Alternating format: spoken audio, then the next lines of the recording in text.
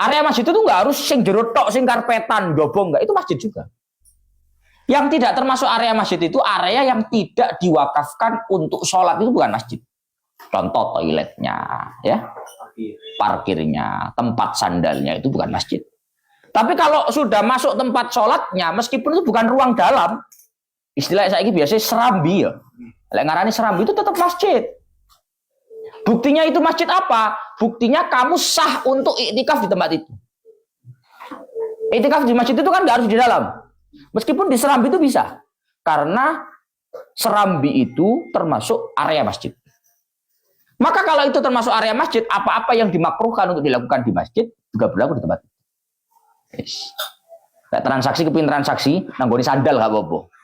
Yo. Udah nang masjid. Aku nanggoni kono gak apa-apa. Yo. Apa itu gak lahu hukum masjid. Udah nang masjid, tegar di goni sandal, ngono ya. Goni parkiran itu mending ya.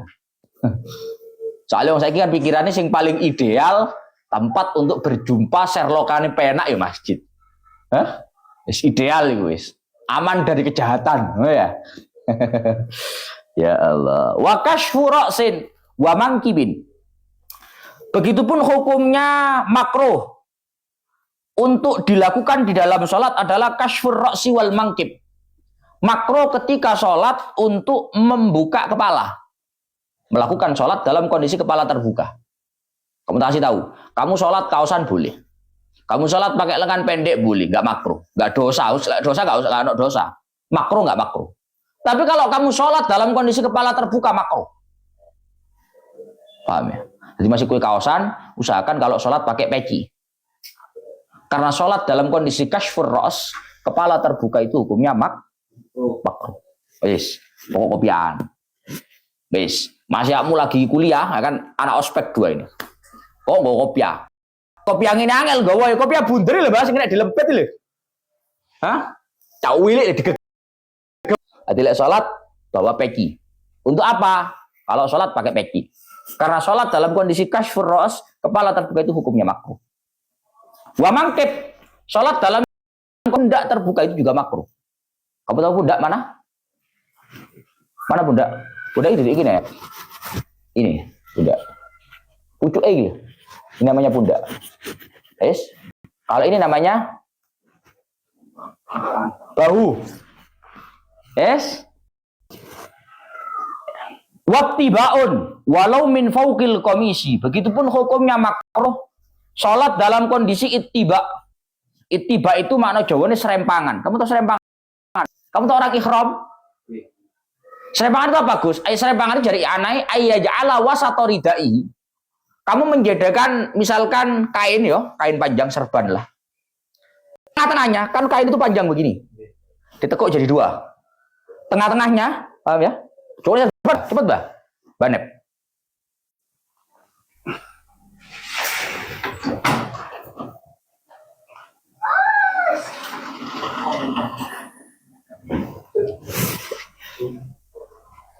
Ini kan serban panjang ya. Ini kalau kamu tekuk jadi 2, kata ya anahnya, ittiba itu ayyaj'ala wasata ridai. Tengah-tengahnya, ini kan tengah-tengah. Ini tengah-tengah. Ini 2 ujung. Ini 2 ujung ya. Ini tengah-tengah. Tengah-tengahnya ini diletakkan tahta mangkibil aiman. Diletakkan di bawah pundak kanan. Ini kan pundak ya. Di bawah pundak ini, pundak kanan. Kemudian wa tarafai ala atikil aisar. Kedua ujungnya diletakkan di bahu kiri. Ini namanya ittiba. Dengar tuh ikhram? Ikhram lagi ini biasa ya. Ini kalau dilakukan di dalam salat hukumnya makruh. Guys, ini namanya ittiba. Jadi tengah-tengahnya serban diletakkan di bawah bahu, diletakkan di bawah pundak kanan. Kemudian 2 ujungnya diletakkan di atas pundak ini. Ini hukumnya makruh dilakukan dalam salat. Kalau Indonesia nggak ono ini. Hah? Kalau no. Tapi kalau orang Arab banyak begini. Hukumnya makruh. Yes. Walau min fauqil komisi, meskipun hal ini dilakukan di atas pakaian. Aku suka ketok kok pundak ya. Jadi sudah ada pakaiannya kayak saya begini, dilakukan tadi. Berarti kan nggak buka. Kalau buka kan makruh ini. Nggak buka kok Gus mek ngono tok. Bukan masalah bukanya makruh itu. Tapi ininya yang makruh. Ngono lho. Yes. Hah? Jelo dhewe nang ya ana jaro. Yes. Kenapa kok begitu? Wa innama kuriha li'annahu adabu ahli syatarah wal madzubu fiha al khusyu. Mungkin itu kitab ya ana diwaca dhewe. Qala al-Ghazali fil Ihya la yaruddu ridaahu idza saqata ay illa li'udrin wa misluhu al-imama wa nahwa. Lanjut bahas serban dalam salat ya.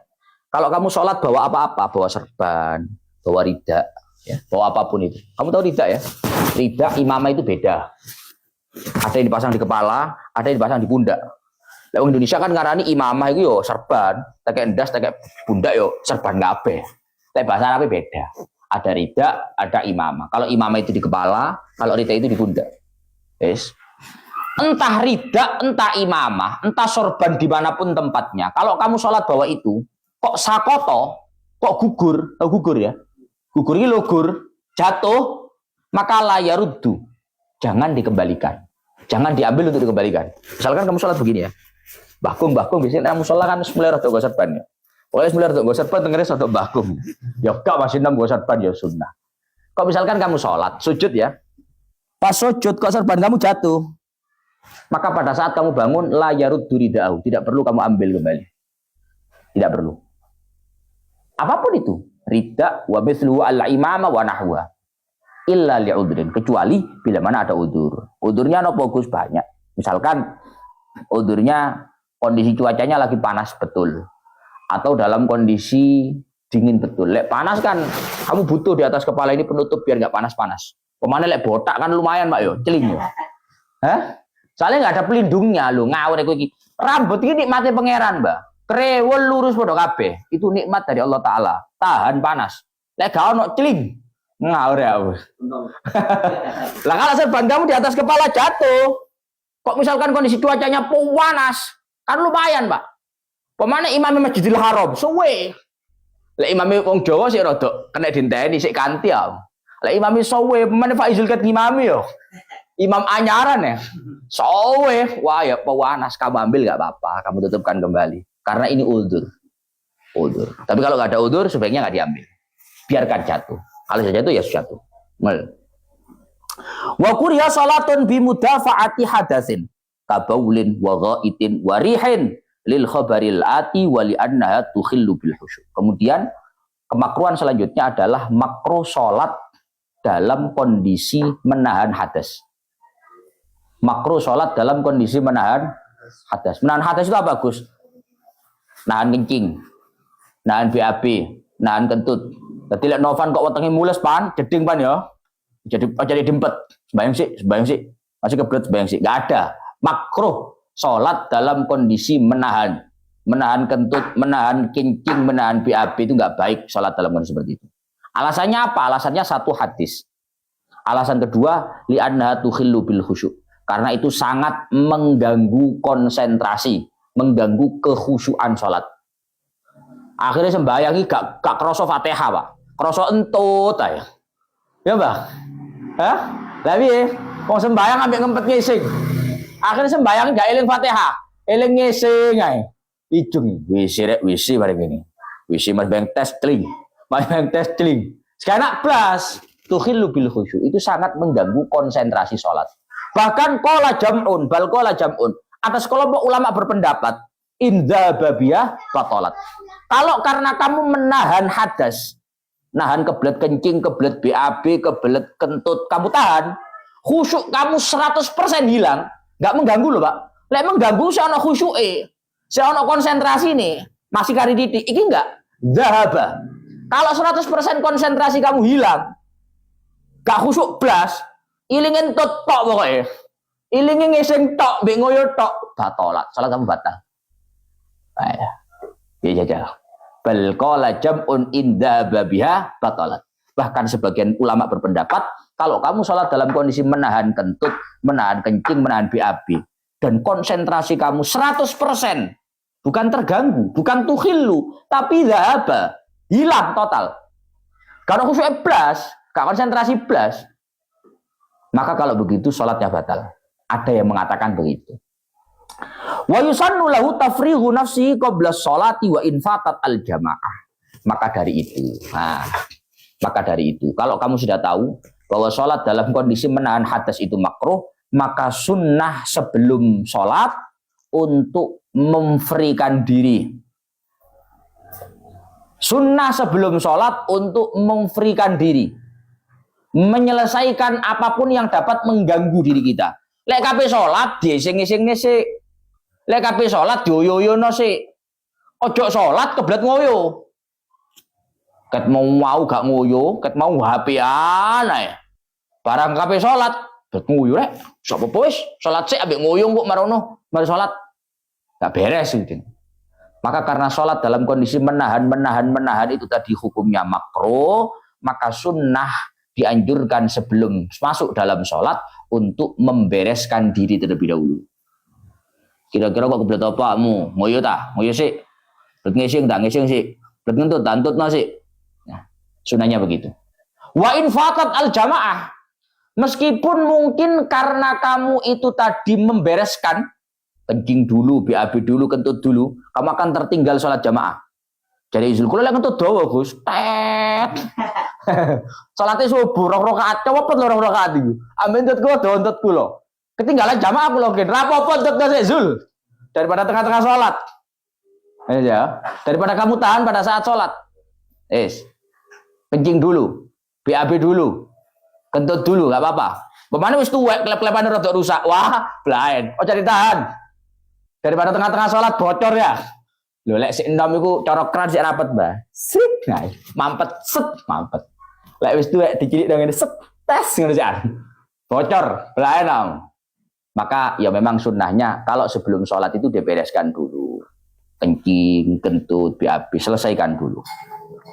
Walaisa lahu al-khuruju minal fardi idza tara'at lahu fi. Iki rukune penting iki. Kamu tak tanya sekarang. Kalau kamu sedang sholat, kan hukumnya makruh ya. Hukumnya makruh sholat dalam kondisi menahan kentut. Tengok nih. Itu yang makruh kalau kamu pada saat takbiratul ihram sudah ngempet. Paham Mbak? Apa Jung? Kalau dalam kondisi ngempet. Apa nih? Tengok nih. Ini apa? Makruh sholat dalam kondisi ngempet kebelet itu kalau kebeletnya sudah ada sejak takbiratul ihram. Jadi ngempet itu wis takbiratul ihram ngempet. Sekarang pertanyaannya, kalau kamu pada saat takbiratul ihram enggak ngempet, enggak kebelet, takbirlah kamu. Allahu Akbar. Salat dapat 3 rakaat setengah. Ya. Salat dapat 3 rakaat setengah. Wis kapene salam. Tutuk tengah-tengah salat, kamu nyampe tengah-tengah sholat, tiba-tiba wetenge mau mulus. Iku biasanya weteng mulusan ya. Kebelet pol pokoke. Pertanyaannya, kamu sholatnya kamu buyarkan, kamu tinggal kencing BAB, atau kamu lanjutkan dalam kondisi menahan hadas atau pi? Di sini ngono. Maksudku ngene lho, Pak. Iki kok tenan. Orang sholat itu laisa lahu al-khuruju minal fardi idza tara'at lahu fi. Hukumnya enggak boleh keluar dari sholat. Hukumnya enggak boleh membatalkan sholat jika tiba-tiba kebelet di tengah sholat sebelum nyata-nyata batal. Mohon maaf, oke tengah-tengah sembahyang kebelet ngentut ya. Tuh, kebelet ngentut rek diempet. Kuat sak menit 2 menit. Enggak kuat pisan. Metu iki ini. Batal wis, batal. Mundur, nggak boleh. Kamu nggak boleh keluar dari sholat fardu, membatalkan sholat fardu karena kebelet sebelum nyata-nyata Jadi oleh batal, aku tit batal mundur. Lek dorong tit gak oleh. Jaro izin Gus, lah gak iso. Apa maksud saya ya? Biasanya wong-wong lek kebelet, padahal sholatnya belum batal, tapi dia membatal. Paham maksud saya ya? Kalau kamu sudah kentut, sholat kamu batal, kamu mundur wajar. Tapi kalau kamu belum kentut, belum kencing, belum BAB, belum batal sholat kamu. Nah kalau kamu belum batal sholat kamu, biarkan sholat kamu. Padahal itu sholat fardu, dosa kamu. Kan durung metu, durung batal. Padahal membatalkan sholat fardu itu hukumnya dosa. Yes. Aja piye Gus, yo tit dhisik. Ya iki. Tenan lho. Kamu biasa kebelet piye? Tit dhisik apa mau dhisik? Ya iki masalahnya. Ya kenyataannya begitu, Pak. Walaisa lahu al-khuruju minal fardi idza tara'at lahu fi. Tidak boleh keluar dari sholat, ya, tidak boleh keluar dari sholat fardu, ketika muncul yang namanya kebelet di tengah-tengah sholat, sebelum nyata-nyata batal. Berarti bego yo tit, lek tit gak apa-apa, lek cur, piye jajal, lek kebelet cur, masa cur dhisik, hah? Lek kebelet cur piye, masa cur dhisik, pemane kebelet wah iki repot, masa ditoni dhisik, ya za, piye za ngono bisa. Oh, saudara saya. Terus piye Gus? Wis batalan dhisik boy. Apapun caranya. Misalkan tangan kamu bergerak 3 kali kan batal. Ya. Ya gak kudu tit. Pokoke batal dhisik lho Mas iki. Lek gak ono apa-apa salatmu gak batal, mbok batalno dosa, ngono lho. Gak boleh. Tapi kalau salat kamu sudah batal ya gak apa-apa. Soalnya maksudnya ini lho Pak, kadang rata-rata ada orang itu yang salatnya belum batal, ya. Salatnya belum batal, kebelet, kepingin mundur nang jeding. Akhirnya wis dibuyarno salate padahal belum nyata-nyata batal, tapi dia keluar dari salat. Laisa lahu al-khuruj, enggak boleh. Paham ya? Nanti kudu titik titik elu ki aja kakek. Ditetokno. Cara entutmu 100%, tokno 1% ae. Tit mandek. Sekiranya ya gak krungu. Ya. Tapi biasa itu tambah dempet itu kamu nih biasa ya. Biasa ya. Ya merasa. Kok pengalaman udah berubahnya? Kalau ini munine boten lho. Ambune. Oh, ambune mboten. Ambune jare. Sing penting kan bareng ngono ngale. Lek ambu iku ambune engko jan. Lek muni tak kolong muni dilirik Islam. Ampe dilirik soalnya Pak. Ya Allah. Pokok metu angin tak gak apa-apa. Lek sampase iki sing repot, Pak. Karepane metu angin tok. Sampase metu saken oki ngawure. Belaet. Pemane sarunge oki putih ya. Kainnya putih, wah belain. Yes. Wala takhiru idza dhaqa waktu. Begitupun tidak boleh menunda pelaksanaan sholat fardu jika waktunya sudah mepet. Yes, ya. Jadi kalau waktunya sudah mepet juga sama, nggak boleh menunda pelaksanaan sholat fardu jika waktunya sudah mepet. Artinya gini, blet ngoyo Gus. Wong maghrib wis kurang 5 menit tok blet ngoyo. Darone makro. Sholat dalam kondisi menahan. Sholat dalam kondisi menahan makro. Tapi waktunya tinggal 5 menit. Kamu sholat sudah habis waktunya. Kamu menunda pelaksanaan hukumnya Kan dibanding no makro sampai haram gedindi. Ya sholat aja masih ngempet-ngempet ngising. Bletgus. Sholat sik, salah. Waktu kali 5 menit tok. Ket mau gak ngising-ngising waktu wis mepet njaluk nge. Wah, anjene silit kurang sopan santun ya ngono kuwi. Ket mau gak ngising-ngising. Kali 5 menit njaluk ngising. Repot aja nih. Oh, no ngono iku. Ket mau gak jamaah gak nang jeding. Kowe jamaah nang jeding, repot wis. Wal ibratu fi karahati dzalik bi wujudi 'inda taharrum. Tolak ukur makruh tidaknya. Tolak ukur makruh tidaknya menahan hadas itu adalah bila mana hadas itu sudah ditahan pada saat takbiratul ihram. Kan tadi sudah ngomong ya. Al ibrah bi karahati dzalika bi wujudi 'inda taharrum. Makruh tidaknya menahan hadas itu adalah pada saat takbiratul ihram sudah ada enggak? Aslinya pas takbiratul ihram harus ngempet durung. Terus ngempet Gus, makruh berarti kamu. Tapi kalau pas takbiratul ihram enggak ngempetnya di tengah-tengah ya enggak makruh, enggak ngempet kok. Tiba-tiba di tengah kebelet aja berarti enggak makruh. Wa yambaghi ayyul haqabihi malau aradat lahu qabla taharrum fazalat wa alima min adatihi annaha ta'udu ilaihi fi shalah. Akhir ngokne. Berarti yang penting ketika takbiratul ihram enggak kebelet, takbiratul ihram enggak makruh Gus ya, kan enggak menahan kebelet. Iya betul.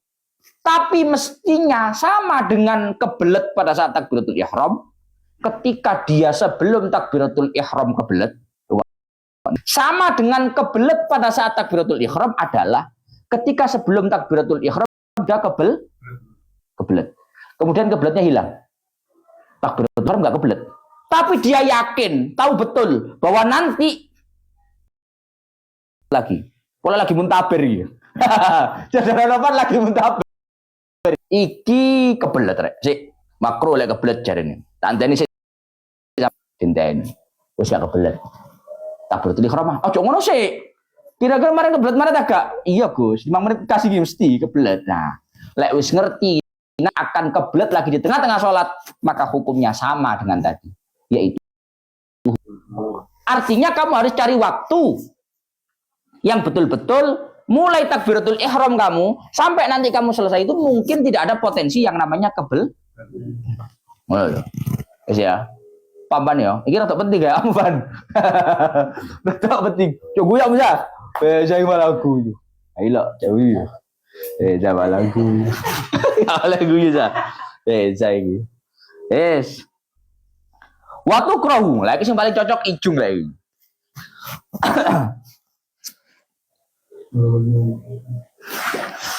Hukumnya makruh. Salat waktu krohu bihadrati ta'amin au syarabin yashtaqu ilaihi. Hukumnya makruh salat di hadapan makanan atau minuman yashtaqu ilaihi. Yashtaqu itu maknanya beronto, yang dia betul-betul kepingin dengan itu. Izil pas gak duit. Lo ini pol-polan, ono lengseran. Pilihannya sholat saiki kentekan lengser, ya. Opo lengseran dhisik sholat engko. Piye Jil kira-kira lamu Jil? Mangan sih apa sholat sik Jil? Mamrien. Iku aslinya masih gak ngaji Fathul Mu'in, gak ono makruh-makruhan, tetep mangan dhisik Jil. Apa mana ditambahi Fathul Mu'in? Tukrahu bi hadrati ta'amin au syarabin yashtaqu ilaihi. Hukumnya makruh. Sholat di hadapan makanan, di hadapan minuman yang dia inginkan, yang dia kepingin. Yes. Mergo sholat di hadapan hal-hal semacam ini juga sangat mengganggu konsentrasi. Iki cara izul ngalang-alang ngempet ngising konsentrasi hilang. Izul itu lek ida akala ma akola. Lek wis ida akala ma akola. Panjene baca santri ya. Lek wis eling mangan ilang akale gitu. Ida akala ma akola. Repot ya. Maka hukumnya makruh sholat di hadapan makanan, di hadapan minuman yang dia kepingini. Yang dia kepingini. Saya pertanyaan ini. Kata-kata bihadro itu berarti makanannya di hadapan kita. Paham ya? Yang makruh itu kalau kita mau sholat ada makanan di depan kita. Padahal kita kepingin. Makruh. Pertanyaannya, kalau makanannya belum ada, saya ditukok nambah. Penting ini dibahas ini. Turun ono panganan ya Gus. Apa enggak kira-kira? Riko budal tuku panganan, awak dewe sholat hukumnya makruh tak gak? Karena belum bihadroh. Belum dalam kondisi hadir makanannya ini. Piye kira-kira? Kata i'anahnya dikatakan, qala fin nihayah wa tawqan nafsi fi ghaibati ta'am. Kepinginnya hati makanan dalam kondisi ghaibah, makanannya belum ada, ya. Biman zilati huri, sama dengan ketika makanan sudah ada. Petang lo wepol ya. Lo wepol wis ngongkon rigo ya. Tukoku, udah lo. Apa jenenge nasi penyet bendelku. Nek kepin murah ya nang kene. 7.000 udah lo. Panganannya durung ono, tapi taukon. Diri kita itu sudah betul-betul kepingin dengan makanan itu. Dan in roja hudurau atau in rujia huduru an kurbin. Maka makanan itu meskipun belum ada, hukumnya sama dengan ketika sudah ada. Jika bisa diharapkan kehadiran makanan itu dalam waktu pirang menit kira-kira. 5 menit Gusah. 5 menit itu masih durung ono, koyok wis ono. Tapi lek 20 menit gak ada kemakruhan. Salat dulu kamu. Paham ya? Yes. Apa mana duduk wae? Ya? Duduk wae sembayang nang ngarepe masjid ono dodol sate. Masya Allah, makruh kira sembayang rek kamu sate. Wong duduk tekmu satene. Makruh itu kondi. Ya gak makruh blas Pak duduk tekmu. Makruh itu kalau di hadapan kamu, milik kamu. Yes. Atau enggak ada tapi dalam waktu dekat akan ada. Li khabari muslimin. Hukum makruhnya sholat menahan hadas ataupun sholat dalam kondisi di hadapan makanan itu karena hadis yang diriwayatkan oleh Imam Muslim. Imam Muslim meriwayatkan hadis la sholata ay kamilah bihadrati ta'amin. Tidak ada sholat yang sempurna. Apa sih? Artinya sholatnya tetap sah, tapi nggak perfect. Makanya makruh. Tidak ada sholat yang sempurna bila mana di hadapan makanan. Dawuh Kanjeng Nabi. Wala sholata wa huwa yudafi'ul akhbathani ayil baul wal ghaib. Begitupun tidak ada sholat yang sempurna. Begitupun tidak ada sholat yang sempurna bila mana dalam kondisi menahan akhbathani. dua hal, yaitu al-baul wal ghaid, kencing dan BAB. Wis. Pokoke telu iki barang sing dadekno menungso akal ilang. Blet ngising, blet ngoyo, mangan. Nah, telu iki. Lek wis telu iki problem, Pak. Gak apik kowe. Sembarang kalir gak apik. Iku dijak ngomong lho gak nyantol. Ya Allah. Jak ngomong wis gak konek. Telu kuwi, malah sembayang makruh dalam kondisi itu. Wa kuriya fi tariqi bunyanin la bariyatin. Kemudian hukumnya makruh salat di jalan keramaian. Kamu tahu jalan keramaian? Jalan yang sering dilalu-lalangi oleh para manusia. Itu hukumnya makruh. La bariyatin, tapi beda dengan jalan yang ada di bariyah, alas, hutan yang jarang dilalu-lalangi manusia. Lek nang ngene desa-desa kan ono to Pak dalan sing cara diliwati mek gak diliwati setahun pisan ngono lho. Paham ya? Lek nang kota ngene iki dalan cuwilik diliwati kabeh. Nang desa-desa kok ono dalan sing diliwatine mek gak diliwatine akeh gak diliwati. Maka sholat di situ hukumnya nggak makruh. Yang makruh itu tariqi bunyan, jalan keramaian itu makruh hukumnya selesai. Wa maudhi'i muksin. Nah, ini repot. Begitupun hukumnya makruh, nggak baik sholat di tempat perpajakan. Wah, repot. Apa jadi badan pajak negara? Hah? Apa badan pajak negara? Jadi apa? Hah? Opo? Perpajakan. Apa jenenge? Perpajakan ya rombah. Padahal lho jenenge apa? Oh, ajene Cak Kirtos. Apa jenenge? Enggak, biasa gedung-gedungnya gitu. Kaya cara sekolah berarti dinas pendidikan. Cara sosial berarti dinas Bapeda. Iya. Ya. Salat di tempat penarikan pajak itu hukumnya makruh enggak baik. Lah awak dhewe kan gak tahu ya. Sing repot lek pegawe ini. Bendina sembayange makruh. Piye jajal? Lho kok ora jelas ki? Wa maudhi'i muksin, hukumnya makruh salat di tempat perpajakan. Karena tempat perpajakan itu tempat dolim. Jujur-jujuran nih, tak sampaikan. Karena al-muksu itu haram. Perpajakan itu hukumnya nggak legal secara syariat. Maka salat di sana itu hukumnya makruh. Jadi kitab I'anah ya, aku gak omongan I'anah lo ya.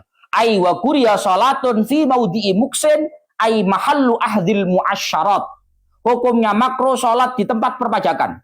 Tempat di mana di sana ditarik muasyarat. Muasyarat itu 1/10. Zaman biyen itu pajak 1/10, Pak. 10%. Pemane zaman saiki? Negeri kono berapa persen? 22%. Wah, ora terima makruh paling kira-kira saiki. Makruh syadidah. Piye jalau? Muasyarat 1/10 itu sudah makruh, Pak, salat di sana. Karena itu sudah tempat yang enggak baik. Kenapa kok makruh? Wadzalika li annahu ma'was syayatin. Seman dhewe-dhewe lek baca kitab I'anah, sing nggo kitab I'anah. Wadzalika li annahu ma'was syayatin. Karena tempat perpajakan itu adalah tempat setan-setan berada. Setan iki setan menungso apa setan jin karo? Sing jelas setan iki modele ana loro. Minal jinnati wan nas. Iku ngono. Jelas ngono cari aneh. Wa mithluhu kullu mahalli maksiatin. Gus, apakah tempat perpajakan saja yang makruh? Enggak. Semua tempat kemaksiatan salat di sana hukumnya makruh. Ini enggak perpajakan kok ora sing diomong enggak. Enggak hanya perpajakan, apapun itu. Kullu maudhi'i maksiatin, kullu mahalli maksiatin. Misluhu wa misluhu kullu mahalli maksiatin ka maudhi'il khamri wal kimari. Sama dengan itu, sama dengan tempat perpajakan, hukumnya makruh sholat di sana adalah tempat kemaksiatan. Contoh, tempat minum-minum, sholat di bar. Ya apik wong sholat. Mana lho? Berarti gak usah sholat, gak ngono konsepnya. Apik wong sholat, kapan-kapan ya apik. Tapi sholat di tempat itu hukumnya makruh. Sholat di tempat al-kimar, tempat perjudian hukumnya makruh. Ya, sholat dimanapun pokoknya hukumnya makruh. Kok umpama ana gedung? Bu gedung dewan, bu gedung apa ae. Pokoknya itu tempat kemaksiatan, sholat di sana hukumnya makruh. Karena itu tempatnya setan. Nah, wasyayati. Yesus. Ya Allah. Kemudian wabimak baratin illam yatahaqqaq nabsyuha. Sak beten pun badhe maghrib lanjut besok ila akhiri wallahu a'lam bissawab.